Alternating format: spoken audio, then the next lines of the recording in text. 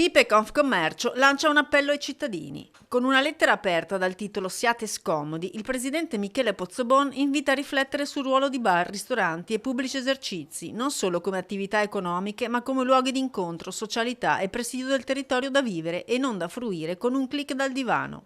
L'obiettivo è quello di fare un elogio alla scomodità.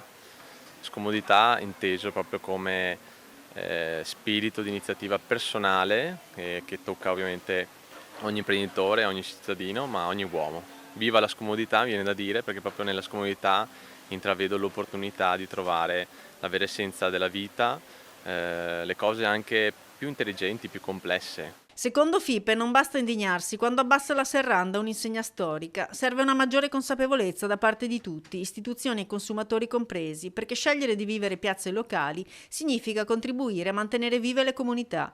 Il click dal divano ha innegabili comodità, ma dall'altro impoverisce la vita relazionale che è fatta di strette di mano, di incontri e di strada condivisa. Mi sento di dire, attenzione, che questo click che non ci porti proprio a essere troppo comodi e quindi soli, quanto piuttosto essere scomodi ma essere in compagnia, no?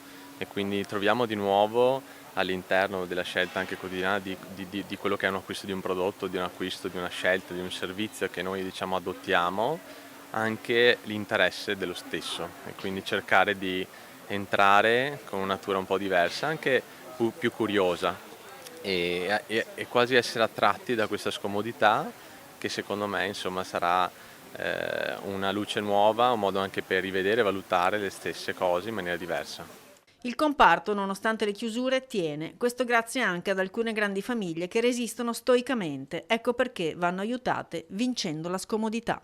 Quello che mi auguro venga preso come occasione di riflessione sia proprio quello del consumatore, no? Che oggi si aspetta sempre grande efficienza, grande efficacia anche del prodotto che acquista, ma che oggi mi sento di dire lanciatevi con scomodità verso la nuova scoperta, perché davvero secondo me a volte le letture sono troppo superficiali e dietro anche un semplice caffè c'è una storia, ci sono aneddoti, ci sono valori che veramente rendono quel caffè unico.